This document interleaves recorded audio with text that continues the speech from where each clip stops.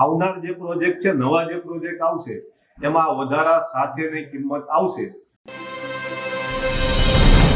ક્રેડાઈના પૂર્વ ચેરમેન રવજીભાઈ પટેલ આજે અમારી સાથે છે એટલા માટે કે હમણાં ક્રેડાઈએ એક એવી જાહેરાત કરી કે મકાનના જે બાંધકામના ભાવો છે એ હવે વધારવાની જરૂર પડી ગઈ છે, કારણ કે રો મટીરિયલ્સના ભાવ ખૂબ વધી ગયા છે. તો રવજીભાઈ પાસેથી જરા વધારે વિગતમાં જાણીશું કે આખરે એવી શું જરૂર પડી કે બાંધકામ ઉદ્યોગના ભાવો વધારવાની જરૂર ઊભી થઈ.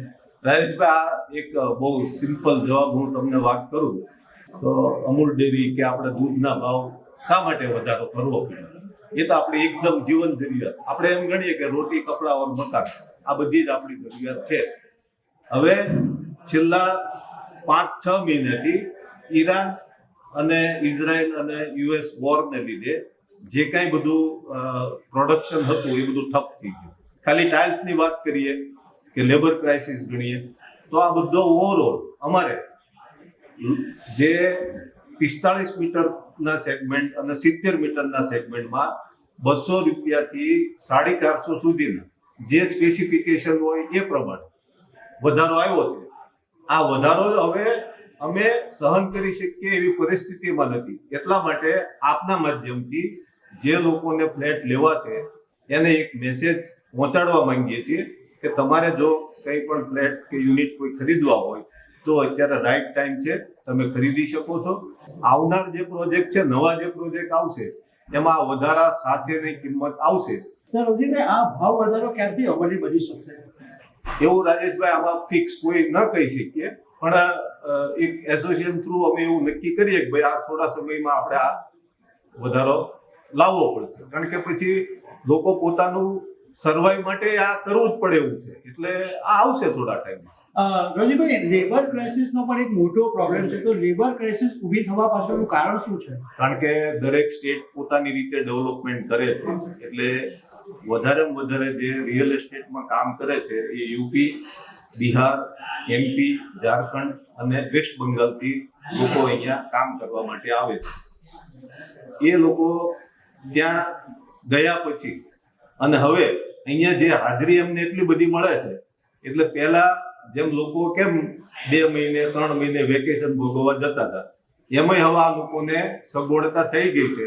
એટલે એ એક મહિનો ત્યાં જાય છે અને પાછા આવતા નથી. અને ત્યાં ડેવલપમેન્ટ પણ સારું છે એટલે પાછા નથી આવતા. એટલે અત્યારે 12 થી 13% જેવો લેબરના રેટમાં વધારો થયો છે અને અમારે તે છતાં લેબર મળતા નથી. જો વધારે લાવવો હોય તો જ્યાં હું 1000 રૂપિયા હાજરી આપું છું એને 1200 કે 1300 રૂપિયા હાજરી આપું તો મારે ત્યાં કામ કરવા તૈયાર થાય છે. આ અત્યારે અમારી સૌથી મોટી મુશ્કેલી છે. એલ્યુમિનિયમની વાત કરીએ તો અત્યારે આપણે જોઈએ એમ સોલાર ઇન્ડસ્ટ્રી જેટલી બધી ફાસ્ટ ચાલે છે, એમાંય મેક્સિમમ એલ્યુમિનિયમ ચેનલ ને બધી વપરાય છે. હવે જે એલ્યુમિનિયમ સ્ક્રેપ બહારથી આવતો હતો એમાં ભાવ ઘણો બધો વધારો થઈ ગયો છે. એટલે ઓવરઓલ એલ્યુમિનિયમ કોસ્ટ હોય, ઇલેક્ટ્રિક વાયરમાં કોપર વપરાય એની કોસ્ટ હોય, મોરબી આપણું જે સિરેમિક ઇન્ડસ્ટ્રીઝ છે ત્યાં કોસ્ટ વધારો આવ્યો છે, લેબર કોસ્ટ, સિમેન્ટ બધામાં વધારો આવ્યો છે અને ઓવરઓલ આ કોસ્ટની ઇફેક્ટ થઈ છે. દર્શક મિત્રો, ક્રેડાઈએ જે પ્રમાણે વાત કરી છે એ પ્રમાણે લગભગ 15 જુલાઈ પછી ભાવ વધારવાનું એ લોકો વિચારી રહ્યા છે. એટલે જો તમારે તમારા સપનાનું ઘર ખરીદવું હોય તો 15 જુલાઈ પહેલાં જો તમે ખરીદો તો તમને હમણાંના ઓછા ભાવે તમને મળી શકે છે. રવજીભાઈ, એવો કોઈ ચાન્સ ખરો કે ભાવ ઘટાડો થાય તો આની અંદર ઘટાડાનો લાભ પછી મળે? જો દરેક ધંધાવાળા પોતાનું જે કંઈ પણ માલ વેચવાનું હોય એ હોલ્ડ કરીને ક્યારેય રાખતા નથી. જો એમને પોસાતું હોય અને જે મટીરિયલ કોસ્ટ ઘટી હોય તો ચોક્કસપણે એ પાસ ઓન કરીને જ આપવાના હોય. હું ડોક્ટર જિગ્નેશ પટેલ, પ્રેસિડેન્ટ ક્રેડાઈ સુરત. આજે આ પ્રેસ કોન્ફરન્સના માધ્યમથી અમે જાહેર જનતાને જણાવીએ છીએ કે જે છેલ્લા 2-5 વર્ષની અંદર વૈશ્વિક પરિસ્થિતિ ઉપસ્થિત થઈ છે, એ યુદ્ધની હોય કે મટીરિયલના ક્રાઇસિસની હોય, અમે રિસોર્સનો ઉપયોગ કરીને મકાનો બનાવીએ છીએ જેની કિંમતોમાં તોતિંગ વધારો થયો છે અને આને કારણે અમારા કન્સ્ટ્રક્શન કોસ્ટમાં ખૂબ જ વધારો થયો છે. મટીરિયલની ખૂબ જ શોર્ટેજ છે, લેબરની પણ શોર્ટેજ છે અને આ કારણો ધ્યાનમાં રાખીને આજે અમારી સંસ્થાએ નક્કી કર્યું છે કે જે પ્રોજેક્ટ જે સ્ટેજ પર છે એ રીતે એમાં ભાવનો વધારો કરવામાં આવે. જે પ્રોજેક્ટ અંડર કન્સ્ટ્રક્શન છે તેમાં 5 થી 7% વધારો અને જે હવે બન્યા જ નથી અને બનવાના છે આમાં 10% સુધીનો ભાવનો વધારો આવી શકે છે. સંજય માંગુકિયા, ચેરમેન ક્રેડાઈ સુરત.